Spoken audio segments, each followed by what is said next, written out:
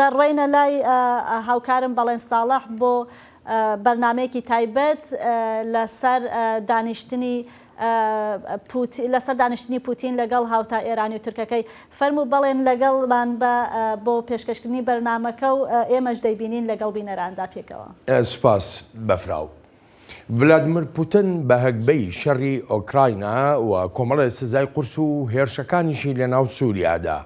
ڕەجەب تەیب ئەردۆغان بە دەستێوەردان و سیاسەتەکانی لە سووریا و لە ناوچەکەدا دەچنە تاران و لەوێش ئیبراهیم ڕەئیسی بە بارێک لە کێشەی ناوچی و جم و جۆڵی نەخوازراوە لە سووریا و لە ڕۆژهەڵاتی ناوەڕاستدا پێشوازیان لێ دەکات و کۆبوونەوەیکی لوتکەیی دەکەن و دەڵێن کۆبوونەوەکەیان لە پێناو ئاشتیدایە لە سووریا.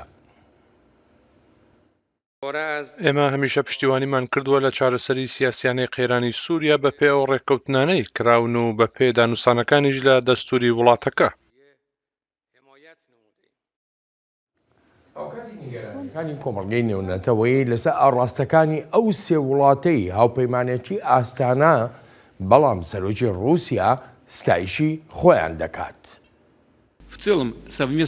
بەگشتی کاری هاوبەشی رووسیا و ئێران و تورکیا بەشدارە لە چارەسەرکردنێکی هەمەلایەنەی قەیرانی سووریا و زۆریش کاریگەرە. سوپاس بۆ یارمەتی و پشتیوانی وڵاتەکانمان ئاستی توندوتیژیەکان زۆر کەمبوونێتەوە و ژیانێکی ئاشتیانەش جێگیر دەبێتەوە لەگەڵ گەشەکردنی قۆناغ بە قۆناغی ئابووری و خزمەتگوزاریەکانیش.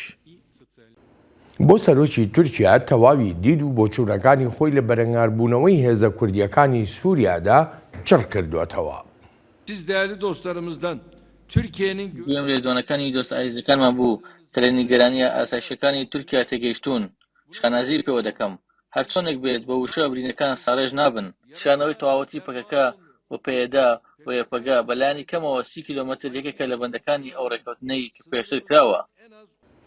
خاڵی هاوبەش لە نێوان ڕووسیای ڤلادیمیر پوتین و تورکیای ڕەجەب تەیب ئەردۆغان و ئێرانی ئایەتوڵڵا عەلی خامنەئیدا بەرەنگاربوونەوەی سیستەمی دیموکراتی جیهانی و هەروەهاش بەرەنگاربوونەوەی ئەمریکایە لە سووریا و لە ناوچەکەشدا. دکتۆر مەهدی ئەبوبەکر پسپۆڕی زانستە سیاسیەکان ڕاستەوخۆ لە ڕێی سکایپەوە میوانی لەگەڵ ڕووداوەکاندایە. دکتۆر مەهدی سەرەتا زۆر سپاس دەکەم بۆ ئامادەبوونت. ئەمێ بزانم بەڕای جەناب ڤلادیمیر پوتین، ڕەجەب تەیب ئەردۆغان و ئیبراهیمی ڕەئیسی ئەتوانن ئاشتی لە سووریادا بێنە ئارە؟ بە بڕای من ئەم سێ دەوڵەتەی کە جەنابەت ناوتێنان لە چەند ساڵی ڕابردووە نەک نەیانتوانیوە ئاشتی لە سووریایە بەدی بێنن، بەڵکو بە پێچەوانەوە هۆکارێک بوون بۆ زیاتر تەشەنەسەندنی کێشەکانی سووریا و ئاڵۆزبوونی زیاتری کێشەکانی سووریا و سەرهەڵدانی دەیان کێشەی ترکە سەر ڕای کێشە سیاسیەکان کە لە سووریای هەبوو دەیان کێشەی تائیفی و کێشەی ناوچەگەرێتی ئەوانەی کە چۆن لە کێشەکانی خۆیان وەکو چۆن ئێرانیەکان کێشەی شیعەگەراییان هەیە بە هەمان شێوە کێشەی شیعەگەراییان لە سووریای دروست کردووە، بە هەمان شێوە تورکەکان کێشەی تورکمانەکانیان لە سووریایە ئوروژاندووەواتە بە شێوەیەکی گشتی ئەم سێ دەوڵەتە لە جیاتیەوەی بەشێ بن لە چارەسەرکردنی کێشەی سووریا زیاتر بەشێکن لەوەی کە قەیران کێشەکان قوڵتر بکەنەوە. باشە دکتۆر وەکو جەنابەت ئاماژەی پێدەکەی بەشێکن لە کێشەکە، بەڵام لەگەڵ ئەوەشدا ئایا ئەتوانن ئەو ئامانجە سیاسیانەی کە خۆیان هەیەە لە سووریادا بەجێ بگەێنن؟ رووسیا بەندەری تەرتور و هەروەها پێگەیشی استراتیژی دەوێت لە سووریادا. تورکیا دەخوازێت بە هەموو شوێ بەرەنگاری کورد بێتەوە لە سووریادا. ئێرانیش وابەستەیە بە پرەنسیپی شیعەگەرایی خۆیەوە لە سووریادا. لە کۆتاییدا پێ دوایە ئەو ئامانجانیان بۆ بێتە دی؟ ئەگەر ئێمە سەیری 10 ساڵی ڕابردوو بکەین، ئامانجی سەرەکی دوو دەوڵەتی یەکەم رووسیا و ئێران ئەوە بۆ کە پارێزگاری لە ڕژێمەکەی بەشار ئەسەد بکەن و نەهێڵن ئەو ڕژێمە بکەوێت و ڕژێمێکی بەدیل بێتە سەرکار. و لە ماوەی 10 ساڵی ڕابردووە توانیوانە ئەو ئامانجیان جێبەجێ بکەن و ئەهدافەکانی تریان و ئامانجەکانی تریشیان لە پاڵ ئەو ئامانجەیە جێبەجێ بکەن. ئەوەشی سەبارەت بە تورکیایە کە کێشە سەرەکیەکەی تورکیا لە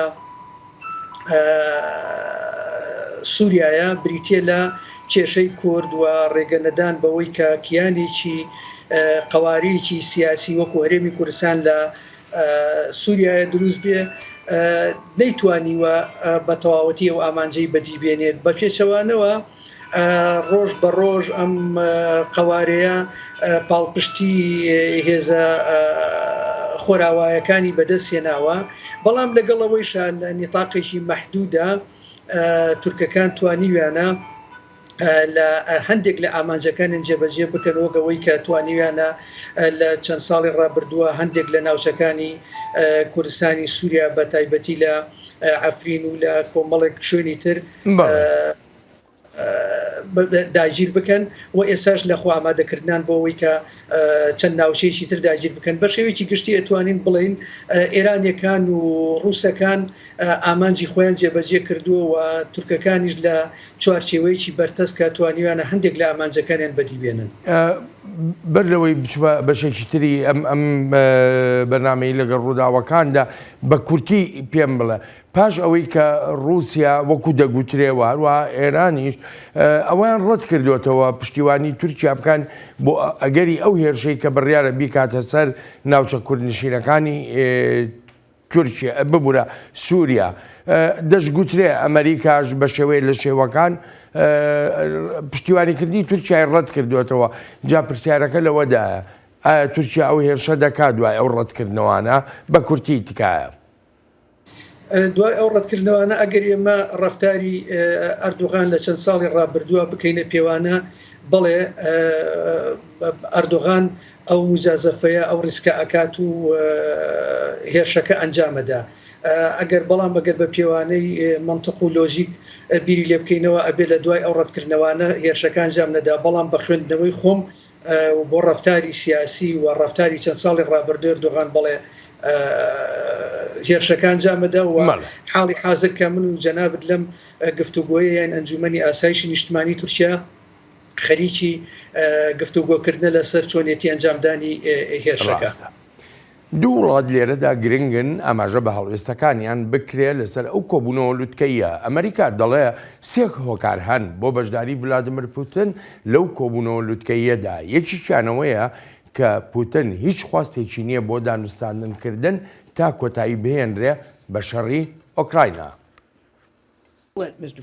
با بەڕێز پوتین خۆی بڵێت بۆچی بڕیاری داوە لەم کاتەدا بڕوات بەڵام بەلای منەوە سێشت هەنوەهایان کردووە بچێتە ئەو کۆبوونەوەیە یەکەمیان ئەوەیە کە بەڕێز پوتین و رووسیا هەروە دێ و لە پراوێز دەنرێن ئێستا شتا یارمەتی بدرن ڕوو لە ئێران دەکات دووهەمیشیان ئاماژەیە بەوەی بنەما پیشە سازیە لەشکریەکەی ناتوانێت شانبەشانی ئەم شەڕە بێ پاساوی ئۆکراینیا کار بکات. سووریایەکانیش سەرکەوتنی ئەو کۆبوونەوە لوتکەیە لەوەدا دەبینن کە داواکانی تورکیا ڕەت کراونەتەوە بۆ هێرشکردنە سەر ناوچە کوردنشینەکانی سووریا. لە پەیوەندی بە کۆبوونەوە لوتکەیەکی تارانەوە ئێمە بە ئەرێنی دادێنین بێگومان دەزانین ئەمە کۆبوونەوەی لوتکەی سەرۆکڕەیسی و سەرۆکپۆتن نەبووە لایەنێکی تریش بەشدار بووە جاو لایەنەی تر زۆر ئامانج و سیاسەتی هەبوو کە دەیویست بیسەپێنێت بەسەر کۆبوونەوەکەدا. دکتۆر مەهدی کۆبوونەوەی ئەستانە تەنانەت کۆبوونەوەکانی ژنێڤیش بەشداری خەڵکی سووریا لایەنەکانی کە ئۆپۆزیسیۆنی سووریان چەندە لەم کۆبوونەوانەدا بە تایبەتی لە کاتێکا کە دەبینین ڕۆژی سێشەممە پوتین ئەردۆغان ڕئیسی دەبنە خاوەن بڕیار بۆ ئایندەی سووریا یا با بڵێم خۆیان دەکەنە خاوەن بڕیار ئەی پێکاتەکانی سووریا لێرەدا. من ئەو پرسیاری جەنابەت بە شێوەیەکی ترەکەم ئەی حکوومەتی بەشار ئەسەد و دەوڵەتی سووریا لێرەدا موقعێت و شوێنیان چییە لەم کۆبوونەوانە و لەم گفتوگۆیانی کە دەربارەی چارەسەرکردنی بەناو لە بینی دوو قەوسا بە ناوی چارەسەرکردنی کێشەی سووریاوە ئەکرێ. ئێمە لە چەند ساڵی ڕابردووەوەی کە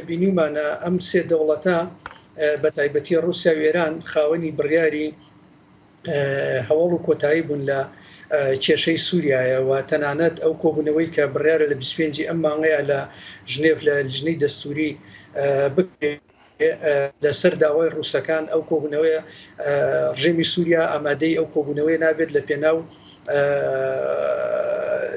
یان باشترە بڵین لەسەر داوای دەوڵەتی ڕووسیا و لەسەر داوای ڤلادیمیر پوتین بە شخصی لیژنەی لە ئەندامەکانی حکوومەتی سووریا لەو کۆبوونەوەیەدا بەشدار نابن و ئەتوانین بڵین لە ماوەی چەند ساڵی ڕابردووە نەک بەنە ئۆپۆزیسیۆنی سووریا بەڵکو ئەوانەی کە پاشکۆی تورکیان و ئەوانەی پاشکۆی دەوڵەتە عەرەبیەکانی وەکو سعودیا و ئەوانەی کە پاشکۆی ئێرانیشن نەک ئەوانە حکوومەت و دەوڵەتی سووریایش کاریگەریەکی ئەوتۆی لەسەر گفتوگۆکان نەبووە ئەوەی کە لە بەرژەوەندی ئەو سێ دەوڵەتە بوو بێ و باشتر وایە بڵێن لە بەرژەوەندی ئێران و رووسیا بوو بێ بەو شێوەیە گفتوگۆکان چۆتە پێشەوە و لە بەرژەوەندیشیان نەبوو بێ بە لە هەر شوێنێکامە بەسییان بوو بێ توانیوانە گفتوگۆکان پەک بخەن. دکتۆر مەهدی هەر بە ئایا بەنا وەڵامم بدەرەوە داڕشتنی دەستوری نوێ بۆ سووریا دەبێتە بەشێک لە چارەسەر؟ نەخێر. دکتۆر مەهدی زۆر سپاسە دەکەم بۆ بەشداری لە بڕگەی لەگەڵ ڕووداوەکاندا سپاس و پێزانینم. سەرچاوان زۆر سپاس بۆ جەنابیشت. ئێستش دەگەڕێینەوە بۆ دەنگێ ئەمریکا جافکانیەکە پێباوەریان و چاو ئاگاهیان.